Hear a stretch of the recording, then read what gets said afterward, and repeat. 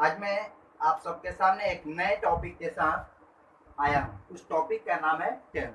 जी हाँ, जैसा कि हम लोग जानते हैं कि हम अपनी जो भी भाषा प्रयोग करते हैं इस टेंस के अंतर्गत ही करते हैं, जिसके तीन भेद होते हैं: प्रेजेंट टेंस, पास्ट टेंस और फ्यूचर टेंस। और ये आप सबको पता होगा कि हर टेंस के चार चार भेद होते हैं। तो आइए देर न करते हुए फटाफट इसके भेदों को जानते हैं। तो प्रेजेंट टेंस के चार भेद होते हैं। पहला भेद हो गया प्रेजेंट इंडेफिनिट टेंस। दूसरा भेद हो गया प्रेजेंट कंटिन्यूअस टेंस। इस प्रेजेंट कंटिन्यूअस टेंस को प्रेजेंट इम्परफेक्ट टेंस या प्रेजेंट प्रोग्रेसिव टेंस के नाम से भी जाना जाता है।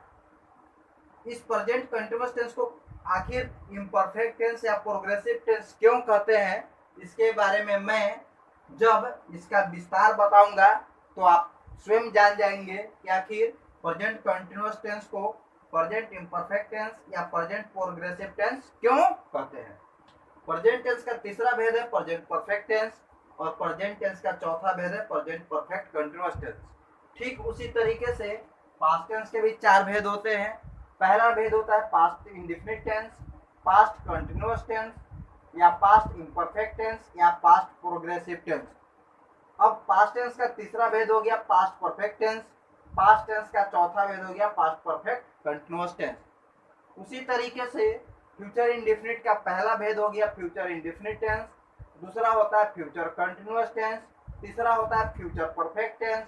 चौथा होता है फ्यूचर परफेक्ट कंटिन्यूअस टेंस।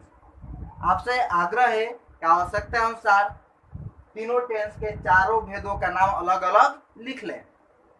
अब मैं आपको जो मुख्य बात, मूल बिंदु यहाँ बताने जा रहा हूँ वह यह है कि चूंकि एक साथ हर टेंस के चारों भेद को पढ़ना बहुत मुश्किल है, अतः मैं एक एक करके आपको यहाँ एक एक टेंस के बारे में बताना शुरू करूंगा। तो सबसे पहले हम लोग प्रेजेंट इंडेफिनिट टेंस को लेंगे, लेकिन इस प्रेजेंट इंडेफिनिट टेंस को जानने से पहले मैं टेंस के कुछ भ्रामक, टेंस से संबंधित जो कुछ भ्रम है उसके बारे में मैं आपको कुछ बताना चाहता हूँ। सबसे पहला भ्रम यह है कि बहुत सारे किसी भी लोगों से आप पूछें कि टेंस के कुल कितने भेद होते हैं तो सारे लोगों का एक ही जवाब होगा 3। और जब ये पूछा जाए कि ये तीनों जो टेंस है प्रेजेंट टेंस, पास्ट टेंस और फ्यूचर टेंस, इन तीनों के कितने कितने भेद हैं तो ये भी आंसर मिलेगा आपको 4 4 4, अर्थात कुल मिला के टेंस के 12 भेद हुए। परंतु जब कुछ ऐसे वाक्य हमें मिलते हैं, जैसे मैं एक लड़का हूं, आई एम अ बॉय, अगर यह पूछा जाए यह जो वाक्य है किस टाइम एंड टेंस के अंतर्गत आता है तो आपका या बहुत सारे लोगों का जवाब होगा कि यह जो वाक्य है आई एम ए बॉय या यू आर ए डॉक्टर या ही इज सैड, यह तीनों वाक्य सिंपल प्रेजेंट टेंस का होता है। ठीक उसी तरह अगर ये कहा जाए कि वी वेयर सैड या आई वाज पुअर, ये किस टाइम एंड टेंस का है भाई, तो ये इसका जवाब आता है सिंपल पास्ट टेंस। ठीक उसी तरह आई शैल बी हैप्पी या राम विल बी सैड, ये किस टाइम एंड टेंस का है तो ये सिंपल फ्यूचर टेंस का है। अर्थात जब लोगों से ये पूछा जाएगा ये सारे वाक्यों के बारे में तो उनका जवाब आएगा simple present tense, simple past tense या सिंपल फ्यूचर टेंस। तो यहाँ सोचने वाली बात है कि जब ये सिंपल प्रेजेंट टेंस कहा जा रहा है, सिंपल पास्ट टेंस कहा जा रहा है, सिंपल फ्यूचर टेंस कहा जा रहा है, यानी कि ये तीन अलग भेद है। अगर ये तीनों अलग भेद हैं तो जब ये पूछा जाए कि टेंस के कुल कितने भेद हैं तो जवाब होना चाहिए था 15, क्योंकि 12 तो आप सब जानते हैं कि हर टेंस के 4 4 भेद होते हैं और 3 ये हो गए यानी कि 15। तो ये बिल्कुल गलत जवाब है, सही जवाब 12 ही होगा। ये जो 3 टेंस है सिंपल प्रेजेंट टेंस, ये सिंपल प्रेजेंट टेंस को प्रेजेंट इंडेफिनिट टेंस के नाम से ही जाना जाता है। ठीक उसी प्रकार सिंपल पास्ट टेंस को पास्ट इंडेफिनिट टेंस के नाम से जाना जाता है और सिंपल फ्यूचर टेंस को फ्यूचर इंडेफिनिट टेंस के नाम से जाना जाता है। अब रही बात कि ये कैसे संभव है कि सिंपल प्रेजेंट टेंस को ही present indefinite tense, simple past tense को पास्ट इंडेफिनिट टेंस और सिंपल फ्यूचर टेंस को फ्यूचर इंडेफिनिट टेंस कहा जाता है। तो मैं इसको थोड़ी देर बाद आपको ये प्रूफ दे दूंगा, ये साबित कर दूंगा कि सिंपल प्रेजेंट टेंस को ही प्रेजेंट इंडेफिनिट टेंस कहा जाता है। अर्थात कुल मिलाकर हमारे टेंस का संख्या 12 ही है, जो प्रेजेंट टेंस के 4 भेद हैं, पास्ट टेंस के 4 और फ्यूचर टेंस के 4। तो देर ना करते हुए मैं प्रेजेंट इंडेफिनिट टेंस पर आता हूँ। दोस्तों, हिंदी के वैसे वाक्य जिनके अंत में ता है, ती है, ते है रहता है, तो वह वाक्य प्रेजेंट इंडेफिनिट टेंस का होता है। इसके अलावा हिंदी के वैसे वाक्य जिनसे कर्ता का स्वभाव व्यक्त होता है या उस वाक्य से प्राकृतिक सच्चाई की झलक मिलती है, वह वाक्य भी प्रेजेंट इंडेफिनिट टेंस का होता है। जैसे मैं जाता हूँ, वह पढ़ता है, राम बाजार जाता है, वे लोग झगड़ा करते हैं। तो इन सारे वाक्यों से यह पता चलता है कि ये सारे वाक्यों में किसी न किसी कर्ता का स्वभाव बताया गया है, उनकी आदत बताई गई है। यानी कि आदत को दिखलाने के लिए भी या जो काम डेली होता है उन चीज़ों को दिखाने के लिए प्रेजेंट इंडेफिनिट टेंस का प्रयोग होता है। ठीक उसी तरह सूरज पूरब में उगता है, इसमें प्राकृतिक सच्चाई है। दूध उजला होता है, यह भी प्राकृतिक सच्चाई है। तो इस प्रकार के वाक्यों को भी हम लोग प्रेजेंट इंडेफिनिट टेंस के वाक्यों को वाक्य के रूप में मानते हैं, जानते हैं। तो देर न करते हुए अब इस प्रकार के वाक्यों को बनाने के लिए कौन कौन से नियमों को हमें अपनाना पड़ेगा उसके बारे में जानते हैं। दोस्तों, मैं पहले ही आपको बता चुका हूँ कि किसी भी वाक्य को मुख्य रूप से 6 अलग अलग प्रकार से अनुवाद किया जा सकता है। तो उन सभी 6 वाक्यों को बनाने के लिए जो 6 प्रकार के अलग अलग नियम होते हैं, वे 6 प्रकार के नियम इस प्रकार है। पहला जो रूल है जो पॉजिटिव सेंटेंस के लिए होता है, वह है सब्जेक्ट प्लस वर्ब 1 या verb 5 plus object plus other word. दूसरा रूल जो नेगेटिव सेंटेंस के लिए होते हैं, वह है सब्जेक्ट प्लस डू या does plus not plus verb 1 plus object plus other word. तीसरा है जो इंट्रोगेटिव सेंटेंस के लिए होते हैं, डू या does plus subject plus verb 1 plus object plus other word. चौथा रूल जो इंट्रोगेटिव नेगेटिव सेंटेंस के लिए होते हैं, डू या does plus subject plus not plus verb 1 plus object plus other word. पांचवा रूल जो WH इंट्रोगेटिव सेंटेंस के लिए होते हैं, WH वर्ड प्लस डू या does plus subject plus verb 1 plus object plus other word. छठा जो WH इंट्रोगेटिव नेगेटिव सेंटेंस के लिए होते हैं, WH वर्ड प्लस डू या does plus subject plus not plus verb 1 plus object plus other word. तो यहाँ आपने देखा कि प्रेजेंट इंडेफिनिट टेंस के वाक्यों को 6 अलग अलग तरीके से बनाने के लिए ये 6 अलग अलग नियमों का पालन करना पड़ता है।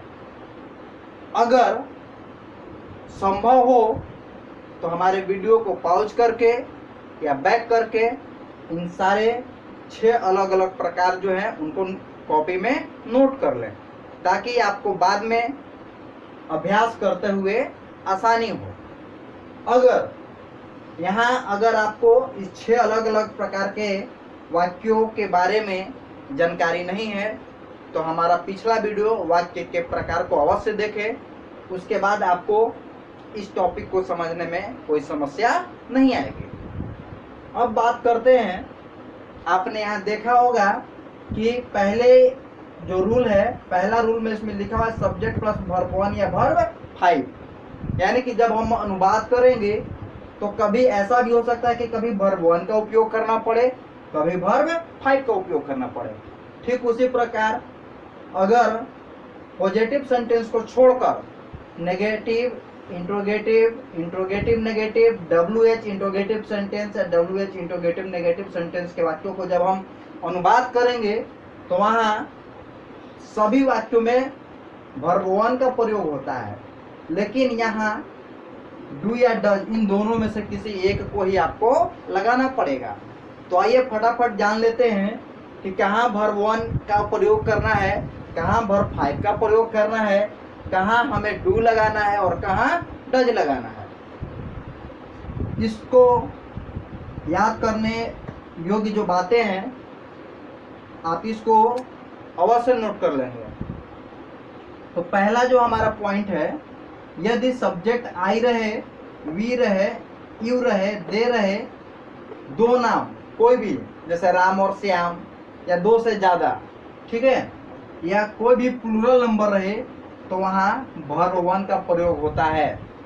ठीक उसी प्रकार अगर ही, सी, इट, वन नेम या सिंगुलर नंबर रहे तो वहाँ वर्ब का प्रयोग होता है। ध्यान रहे वर्ब 1 का प्रयोग वर्ब 5 का प्रयोग केवल पॉजिटिव सेंटेंस बनाते समय किया जाता है।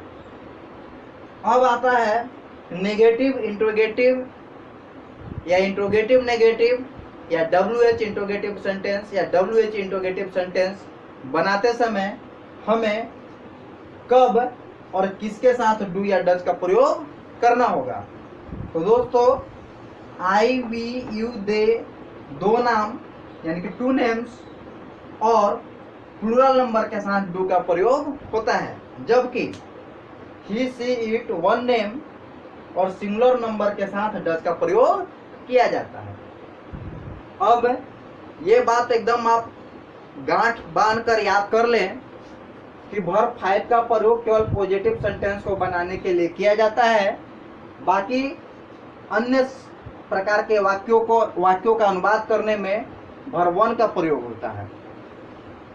अब यहाँ मैं फटाफट आपको ये भी बता देता हूँ कि वर्ब 1 को वर्ब 5 कैसे बनाएं। तो कोई भी वर्ड वर्ब का, जैसे ये गो है तो इसके लास्ट में है हमारा वॉवेल ओ, तो इसमें एस या यस लगाकर हम लोग वर्ब 5 बनाते हैं। यानी कि किसी भी वर्ब 1 को वर्ब 5 बनाने के लिए हमें एस या यस लगाना पड़ता है। जैसे गो में गोज हो गया, इट में इट्स हो गया। आप यहाँ देख रहे हैं कि यहाँ यस लगाया गया है और यहाँ एस लगाया गया है। तो हम कैसे जानेंगे कि कहाँ हमें एस लगाना है और कहाँ यस लगाना है। तो वैसे वर्ब जिसका अंतिम अक्षर वॉवेल हो वहाँ एस लगाना पड़ता है, जैसे AEIOU। यानी कि कोई भी वर्ब जिसका अंतिम लेटर वॉवेल हो वहाँ एस लगाकर हम उसे वर्ब 5 बनाएंगे।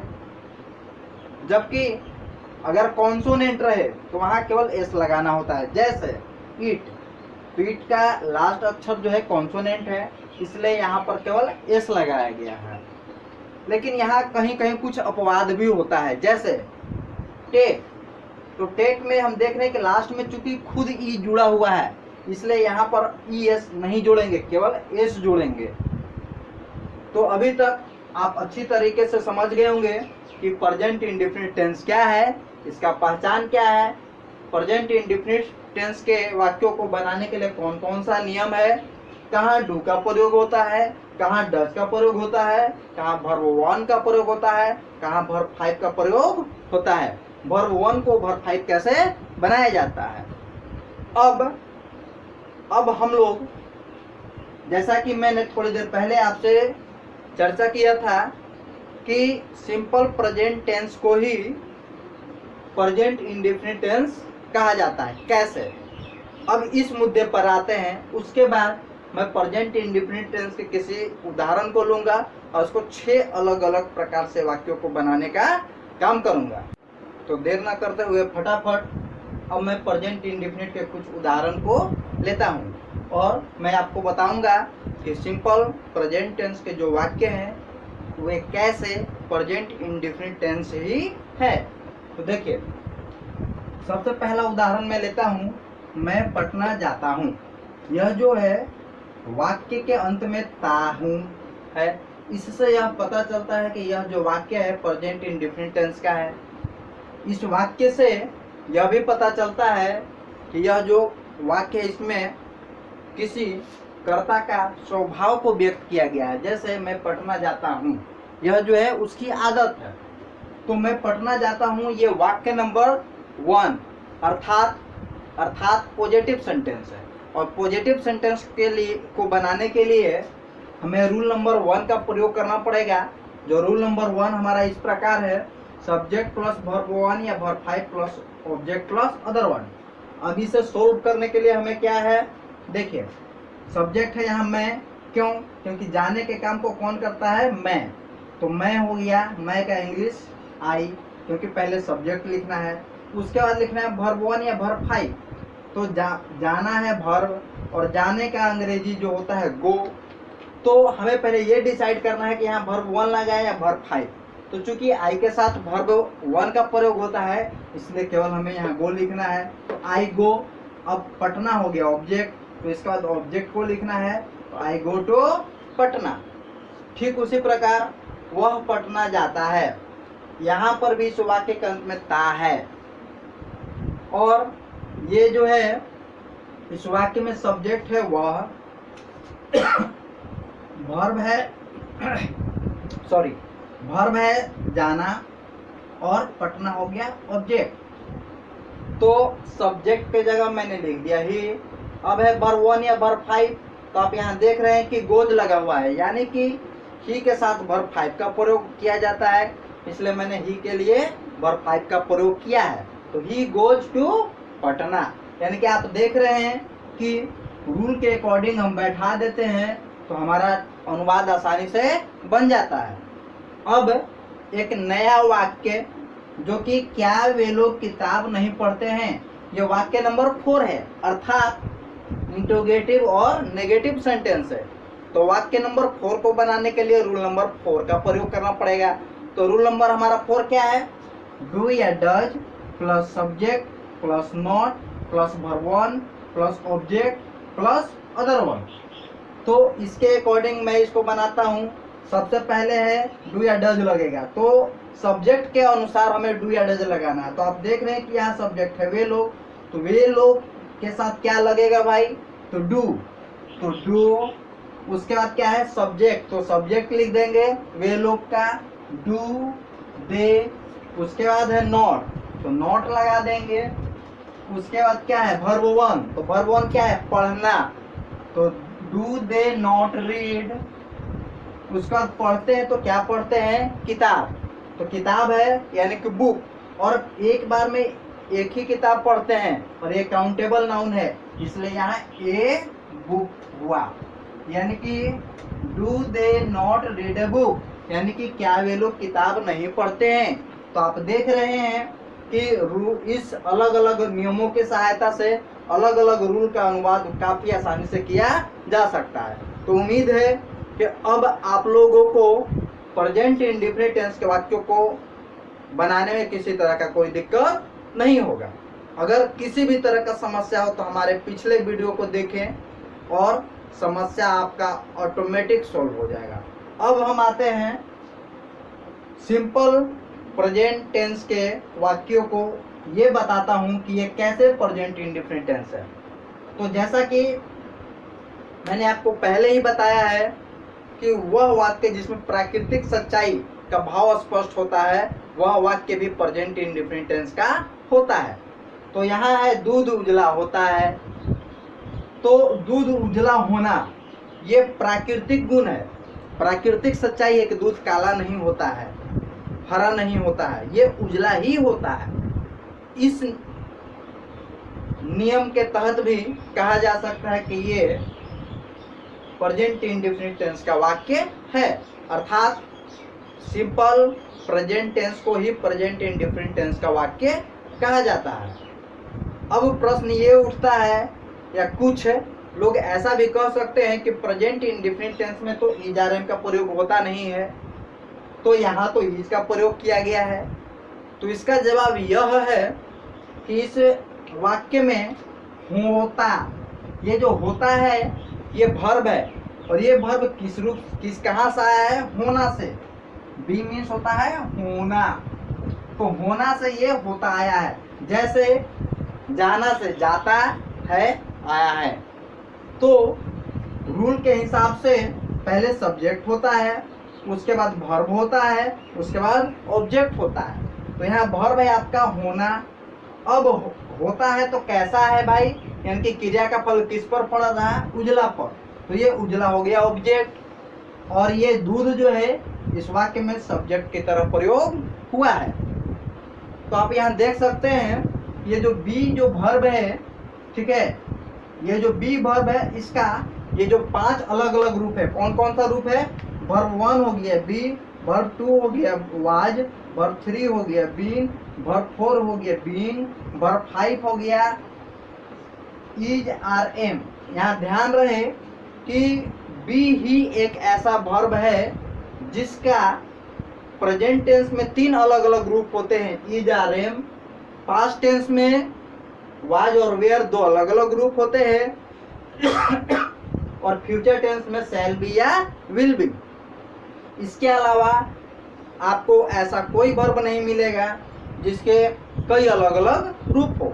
अर्थात नियमों के अनुसार ये चूंकि पॉजिटिव सेंटेंस है, सबसे पहले लगेगा सब्जेक्ट, तो यहाँ मिल्क, दूध जो हो गया मिल्क हो गया। इसका वर्ब 1 या वर्ब 5, तो मिल्क के साथ, चूंकि ये थर्ड पर्सन जिसके बारे में बातचीत कर रहे हैं वह थर्ड पर्सन होता है, और थर्ड पर्सन के साथ हमें वर्ब 5 का प्रयोग करना होता है।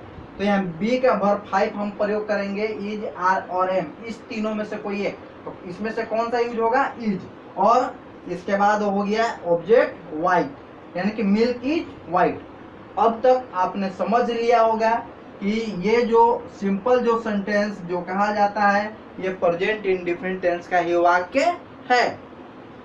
अब रही बात कि इसको सिंपल प्रेजेंट टेंस क्यों कहा जाता है। इसे सिंपल प्रेजेंट टेंस कहने के पीछे केवल एक ही कारण है कि जहां is, are, am, was, were, shall be या विल बी का प्रयोग किया जाता है वह वाक्य जो है लोग काफी आसानी से हल करना सीख लेते हैं। जैसे you are a boy, I am a doctor, you are an engineer. तो इस प्रकार के वाक्यों में आप देख रहे हैं कि इज, आर, एम जो है काफी आसानी से छोटे छोटे बच्चे भी इसका अनुवाद करना बहुत जल्दी सीख जाते हैं। इसलिए सिंपल प्रेजेंट टेंस का जो वाक्य है वो टेंस से अलग नहीं है, वह प्रेजेंट इंडेफिनिट टेंस का वाक्य ही है। तो दोस्तों अभी तक आपने अच्छी तरीके से समझ लिया होगा कि टेंस के कितने भेद हैं और हर टेंस के अलग अलग 4-4 भेद है, या प्रेजेंट इंडेफिनिट टेंस और सिंपल प्रेजेंट टेंस एक ही है, ये अलग अलग नहीं है। इसके बावजूद भी अगर आपको कोई समस्या हो तो कमेंट में आप लिखकर हमें बताइएगा। मैं कोशिश करूंगा कि जितना जल्द हो उस पर एक नया वीडियो भी आपको दूं। अंत में मैं आपसे यह कहना चाहूँगा कि अगर आज का वीडियो आपको पसंद आया हो तो हमारे चैनल को सब्सक्राइब करें, लाइक करें और उसे ज़्यादा से ज़्यादा शेयर करें। Best of luck.